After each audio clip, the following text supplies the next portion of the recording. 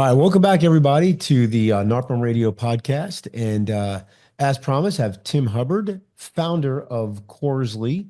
Um, Tim, thanks so much for being here. Yeah, it's great to be here, Pete. All right, so tell me a little bit about how you started Corzly. Sorry, I broke up a little bit there. How I started Corsely. Yep.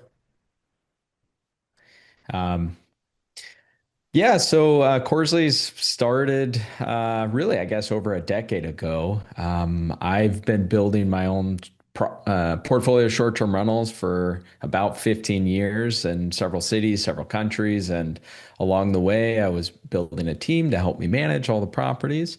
And I also started a podcast about 6 years ago talking about quick actionable advice, how I was managing my portfolio from thousands of miles away. And a lot of people reached out, asked us if we could manage their properties. And while it was never the original intention, we started doing that several years ago. And so fast forward to today, we manage properties in 10 countries, over a couple dozen cities. We do everything virtually. And so Corsley, we like to think of ourselves as the core operating center for anyone running a short-term rental property management company, or boutique hotels. We're the ones in the back pulling all the levers, pressing all the buttons, and making sure they get expert results with no headache. That's our whole mission. So if I own a single family long-term property management company and wanted to get into short-term management, I can just kind of leverage Corsley and I can get into it pretty quickly, or is it something like, that really wouldn't work? There's not enough meat in the bone, and it would be more for them to like, hey, here's a referral to Corsley for a investor. Yeah, no, as a long-term property manager, it's a great fit because a lot of times, a lot of the owners in those long-term rental portfolios also have short-term rentals. And it's a different ball game managing a short-term rental versus a long-term rental. And so we operate on the back end. We have some partners that decide to co-brand with us. They want to talk about our expert team and how we've been doing this for a long time. And then we have some partners that just white label us completely. And so they start accepting short-term rentals as part of their management portfolio. We charge a discounted rate, so it allows those partners to basically make the difference between what they charge their clients and what we charge them. We essentially handle the whole operation. And the beautiful thing with existing property management companies is that they already have on the ground teams, right? They usually always have maintenance and some form of housekeeping, which is the only other piece of the puzzle that we need to work with someone effectively. So yeah, I think it's a great fit. Yeah, I was gonna say, man. I mean, you got how many countries did you say you have properties in right now? You're managing We're in 10 countries now. 10 Yeah. countries. So you have to find local Mhm. talent at each one of those countries, at least for maintenance and for housekeeping, I would guess, right? You do, yeah, it's essential. And that's actually why we call it a partnership. So, we realized this early on that those are crucial elements. A lot of people have that piece already in place, or they can find it relatively easily.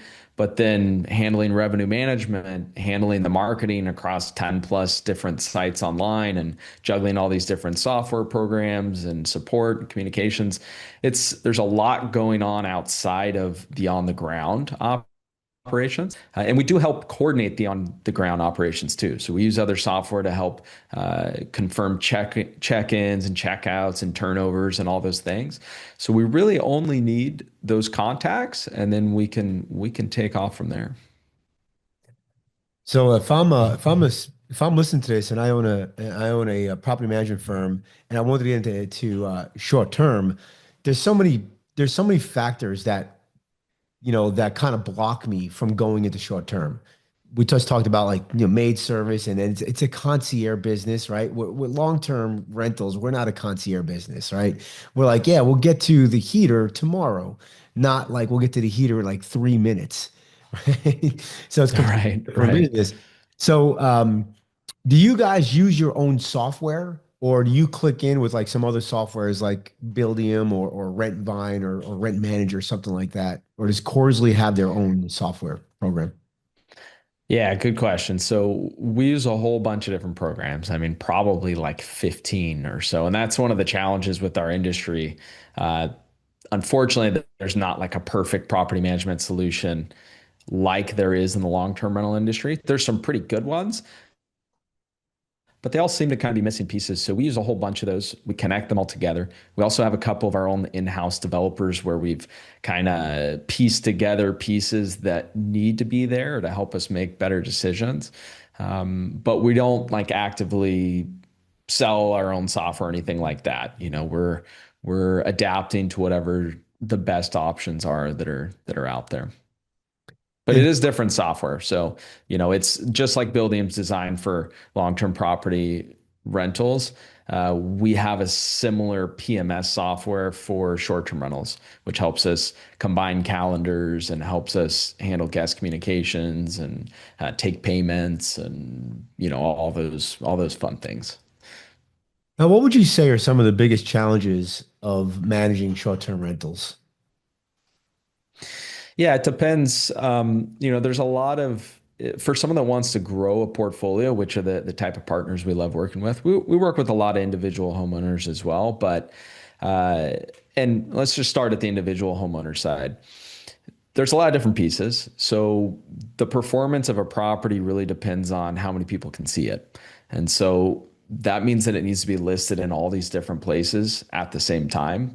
So, a lot of the common ones are Airbnb or VRBO or Booking.com, Expedia. But the challenge is that all these different listing sites have their own policies. They have different cancellation policies. They have some are doing guest verification, some are not, some accept payments, some do not. And so that's one of the first challenges is just making sure that you're visible to where people can find you. And so creating all those different listings, making sure that they're synced across the different platforms. And then the second piece is the revenue management piece, which, if we look at like the hotel industry, it's the second highest paid position after the general manager of a hotel. And for good reason, it's if you don't get your pricing right, then your properties don't become visible on these platforms because the platforms want to sell your property. And so, making sure that you understand the market dynamics and all the different aspects of revenue management is really important. And it's a long learning process. So if we go back to like the individual homeowner, a lot of times, they might be on like a couple channels, but they're not on all of them. They might be adjusting their pricing, but they're not necessarily adjusting it in the most effective way or the most lucrative way. And so they might think that they're doing okay, but it's very possible that they could be leaving 10, 20, 30% revenue on the table. And then when we look at owners or property managers that have started to scale, they recognize the importance of all these things. But because there's so many pieces to that puzzle, a lot of times we're trying to do it all of ourselves because we don't quite have the finances to hire a team. And so there's a lot of growing pains when you're growing your portfolio as well. And so a lot of things get overlooked. And so we find with a lot of different property managers, the guest reviews start to suffer a little bit.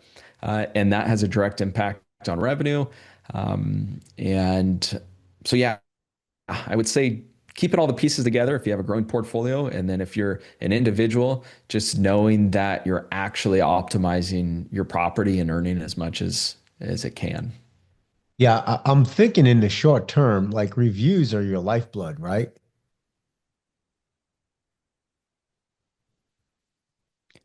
Can you repeat that, Pete?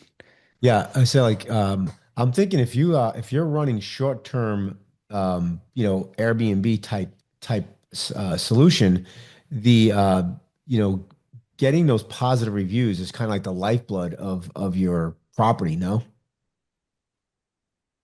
Yeah, that's correct. Yeah, I mean, and it's really easy to see these days. So we have some really great data tools where we can analyze properties, compare them against other ones. And so you could take, let's just say you take like a 3-bedroom vacation home in the same area with the same amenities, and let's say it has a 4.6 average review score, and then you take essentially the same property, but with a 4.9 review score. I mean, it can literally be making tens of thousands of dollars more. And it's because it gets more visibility on these platforms and it gets booked faster further out in the future at higher prices. And so, yeah, really, really important to keep the guest experience So how excellent. do you guys differ? What are some of what are some of the techniques or some of the tips that we can do to really increase those reviews? Yeah, I think reviews mainly come down to expectations. And so where we see issues with reviews, it's where maybe a property's not listed perfectly. Maybe an owner wanted to hide something that they thought might not lead to more bookings, but we know that everyone checking in the property are going to see all those things anyways. So I think the first thing is just having a really clear set of expectations on all these different listing sites, having super fast communication. And so delayed response times, there's a really high correlation with negative reviews.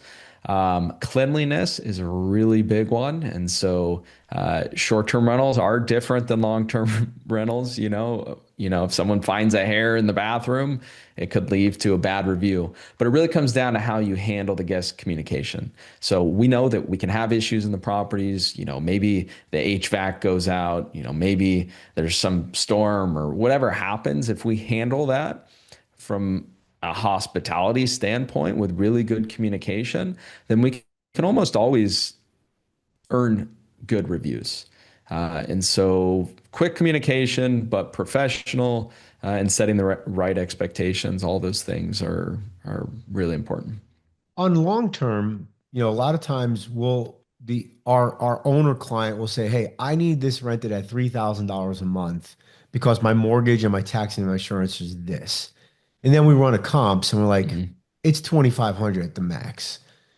Do you have challenges when you're third party managing someone's Airbnb when they want like, "Hey, I want a nightly rate of X, Y, or Z," and then you have to let kind of like explain to them? Is that a challenge in that industry as well? Do you guys run into the same type of challenges we do? Yeah, great question. And yes, we do. And it's pretty easy to communicate with our partners and let them know. We can show them market data and say, hey, here's another 100 properties in your market that are very similar to yours, and here's the average daily rate. That's what we would go by in the short-term rental industry is basically average daily rate, or the hotel industry uses RevPAR. Um, and it's really easy to see, if the market is listing their properties at this price and they're getting booked at that price, then that's a good sign that the pricing's pretty close to where it needs to be. But if we're taking owner suggestions that want to be 25% higher and their property's not getting booked with everything else being equal, they have good reviews, they're in the same area, then it's a really clear indication that they're just priced too high. And so, yes, we do have that challenge, but it's pretty easy to communicate. Pretty easy to overcome that challenge because you have the data. Um, I've been Mhm. listening and watching and reading a lot of items starting in 2025 that's really saying like Airbnb is kind of dead. The short term is dying. No, people are converting their short term to long term.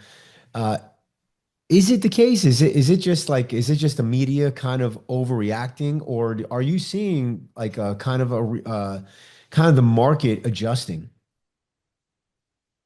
So it's partially true. And I said partially because there's, I don't know, 3,000 individual real estate markets within the US, Right. and each of them have their own supply and demand, fundamentals there.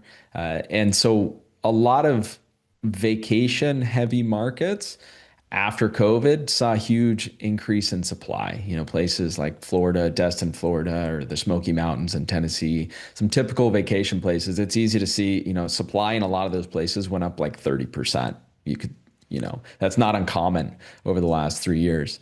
And so those places are more challenging. But there's two sides to it. So I guess that's the first one. Every market is different, and then every owner is also different in the short-term rental industry. A lot of owners have gotten into it thinking, I'll buy this vacation rental. Maybe my family and I will stay there for a few weeks and we'll earn some money back. So it's not actually like 100% investment decision that they've made. Um, but regardless of that, I got into short-term rentals over a decade ago.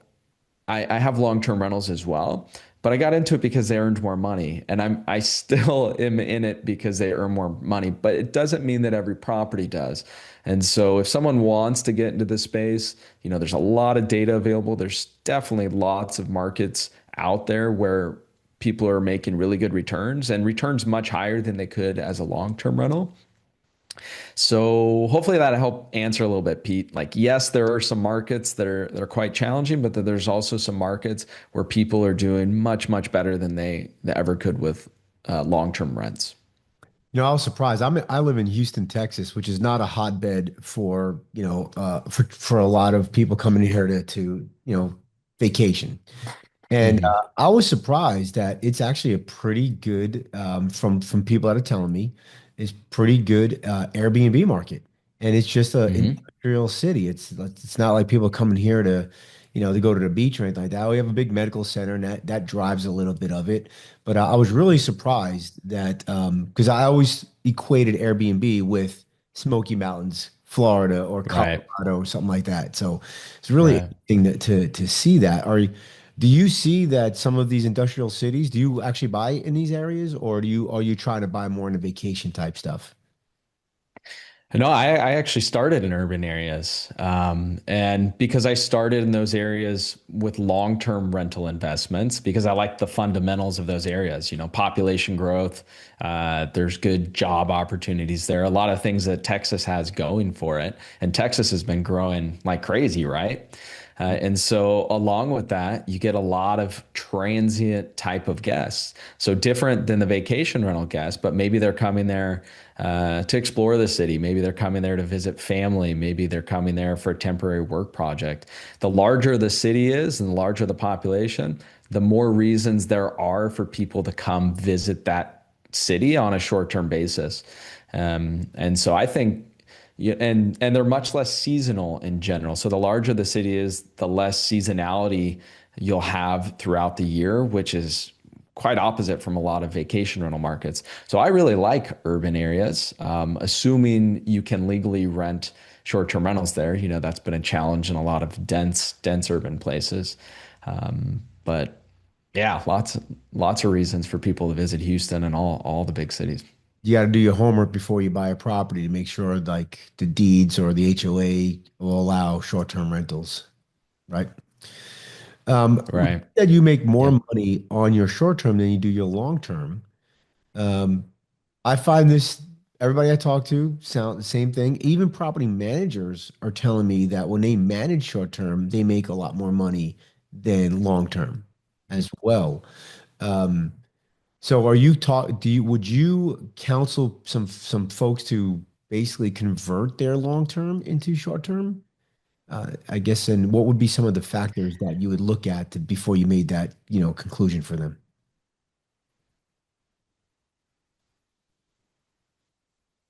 Yeah, so I would again, depending on the property. So there's some really good tools out there. One that a lot of people can go to. It's very inexpensive to use. It's called the AirDNA.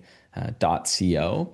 They have statistics on short-term rentals throughout the whole world. They basically what they do is they take online listings from Airbnb and VRBO and they scrape all this data to come up with average prices and average occupancy.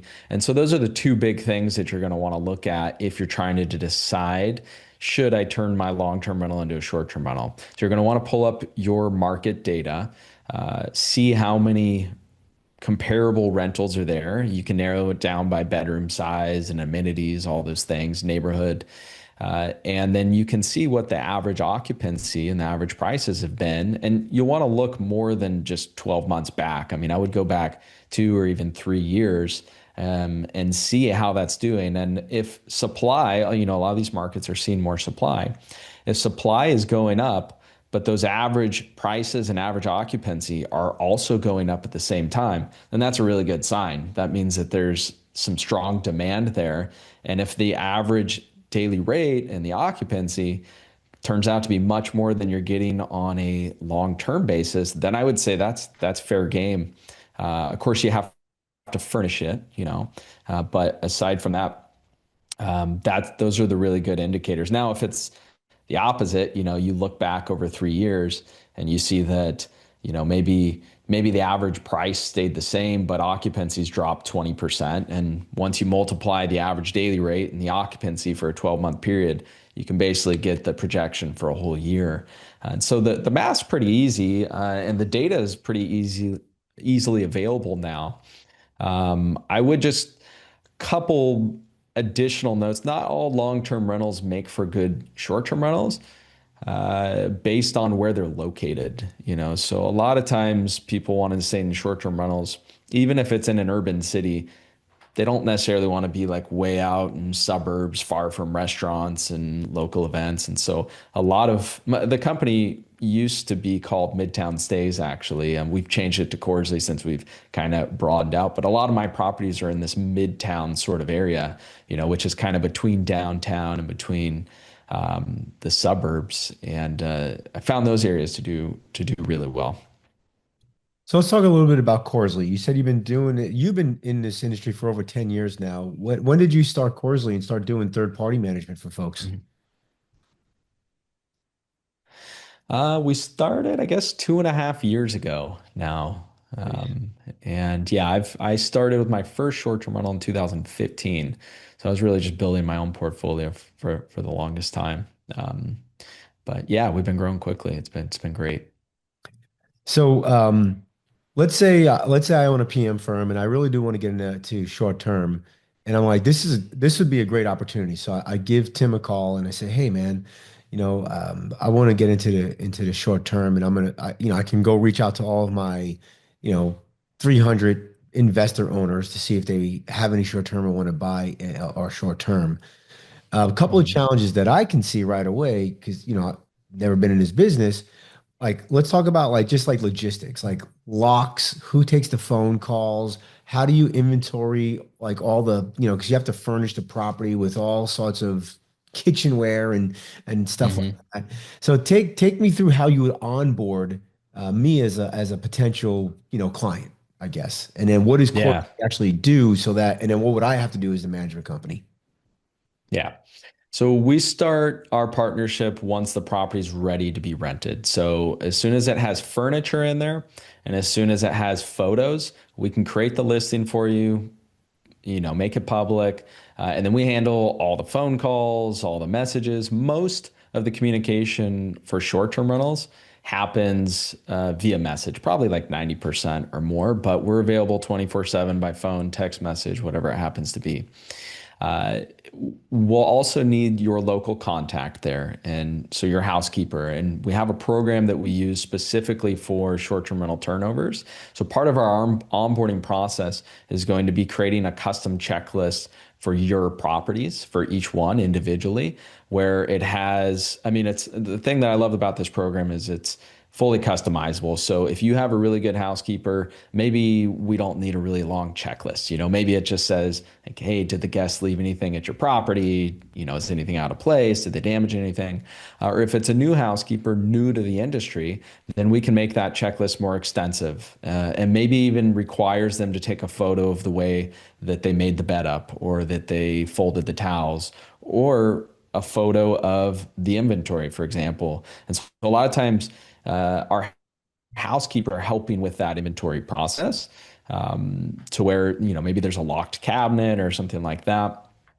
And so really once you have a property set up with furniture and photos and you have that contact, we handle the marketing, the guest communication, the payments, everything Would you basically. guys be able to consult on like, hey, this is where you should get this stuff. Like if I was going to furnish something, like this is the type of lock you should have. Maybe it's like some kind of electronic lock, I would guess.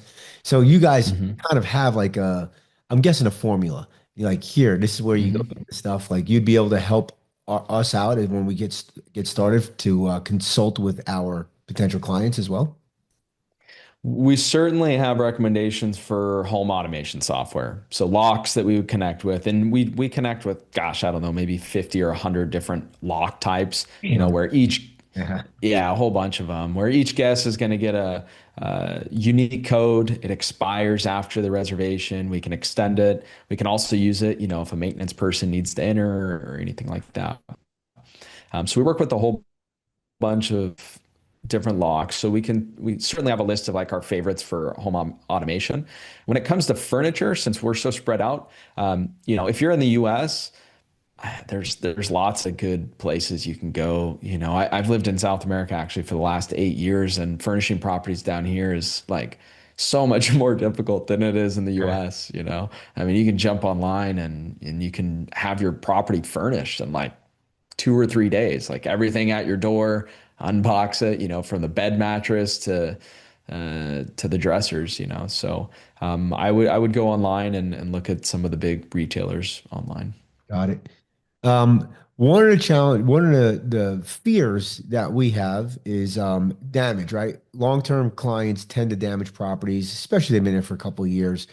With short-term, what's some of the ways that we could protect our property from potential damages from guests? Yeah. I I'm glad you brought this up because this is one of those points of like the short-term rental world that I didn't really realize until recently. So I have long-term rentals still, and I had one of our main housekeeper managers call me the other day, and she said, "Tim, I think we should.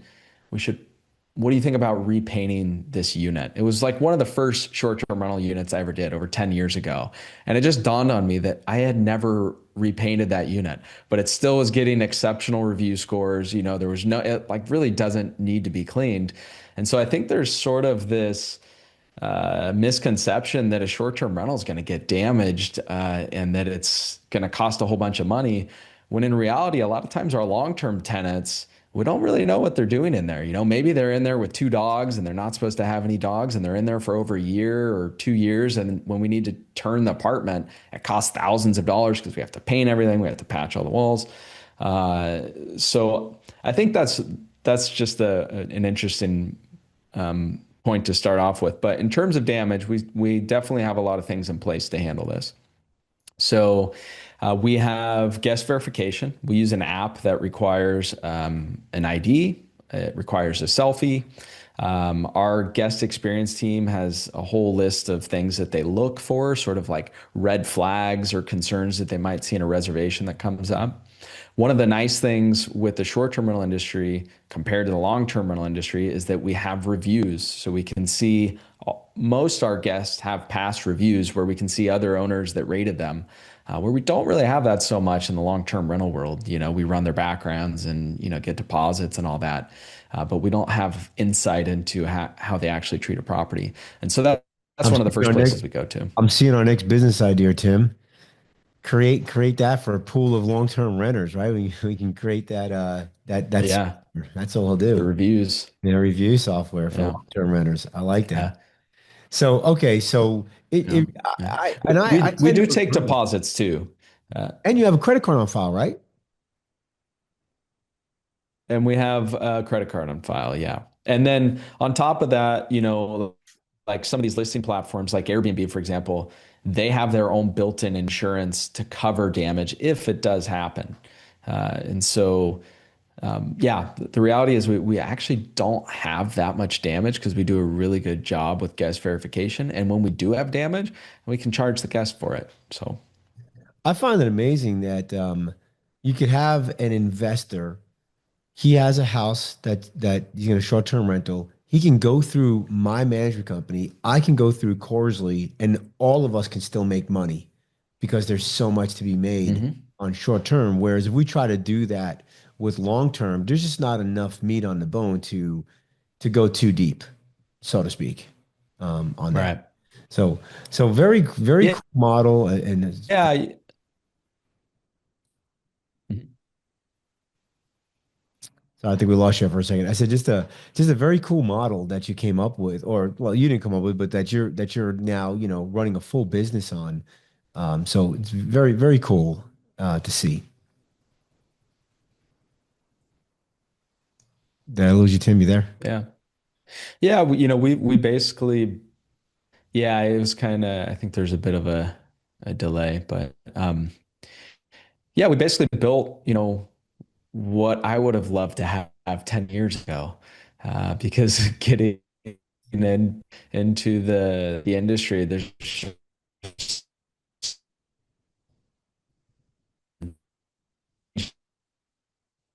one of the big differences also with long-term rentals is that, you can have two short-term rentals right next door to each other, and one can be making 40% more income, like with everything else being equal. Where you don't have that with long-term rentals. If you've got a three-bedroom house that rents for $1,500 a month, it's very unlikely that the house next door that's almost identical is going to rent for $2,000 a month. And so it really comes down to your management, even more so with short-term rentals, be, just based on the numbers. So All right, man. Listen, we're gonna take a quick break, and then we'll be right back. I'm gonna put you in a lightning round. All right, we'll be right back with Tim. All right, welcome back, everybody. Here we go. Tim, are you ready for the lightning round?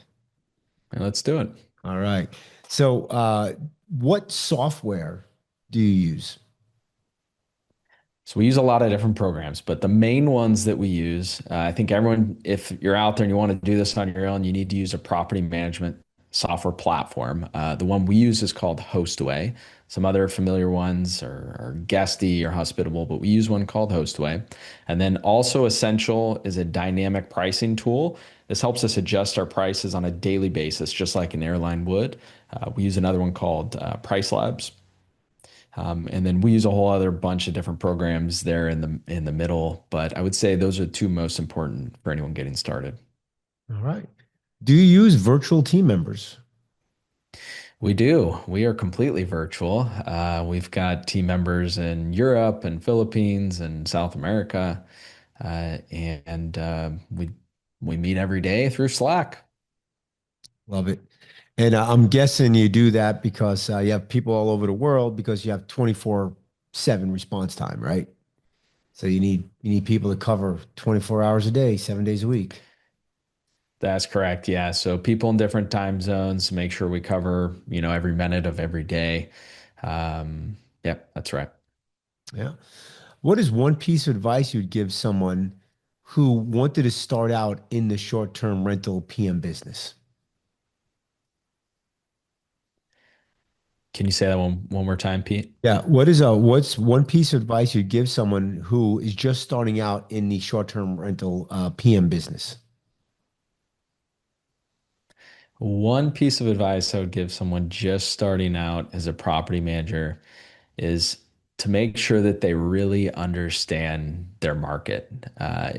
They can do a good job at setting up a listing, but if they don't get their pricing right, which encompasses a whole bunch of things. It's not just pricing, but it's, when it's priced, where it's priced, how far out in the future it's priced, and then minimum night settings. There's all these different things. So I would focus on revenue management after your listing looks competitive. Does pineapple belong on pizza?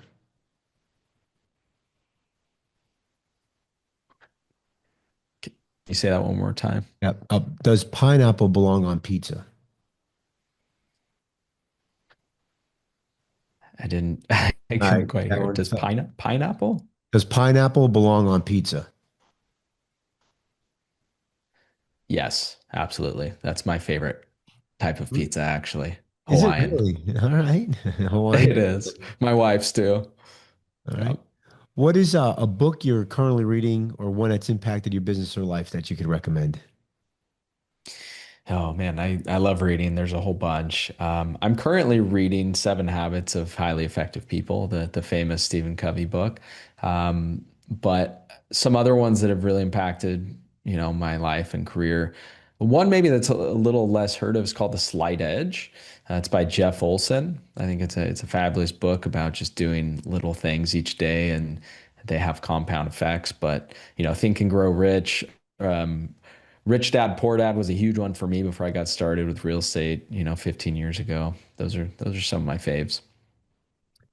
What is one challenge you're currently facing in your business? Um, a challenge we're currently facing is working in new countries. So we're completely virtual, and we just added properties in Finland, for example.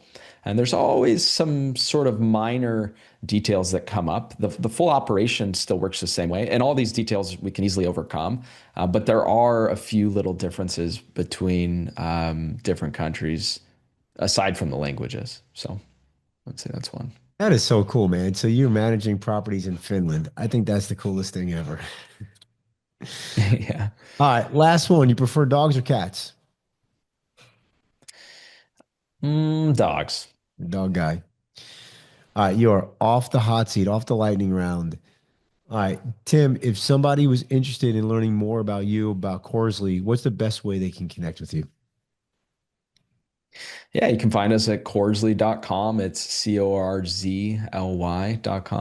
And I also have a podcast I've had for almost 6 years now. I think it's called Short Term Rental Riches. So you can find it on all the different podcast outlets and also on YouTube. Excellent. And if you are listening to this and are not a NARPM member, go to NARPM, NARPM.org, or call them at 800-782-3452. And if you are looking to create a remote team or virtual team, go to vpmsolutions.com, or you can email me directly at pete@vpmsolutions.com. Tim, thanks so much for being here, buddy.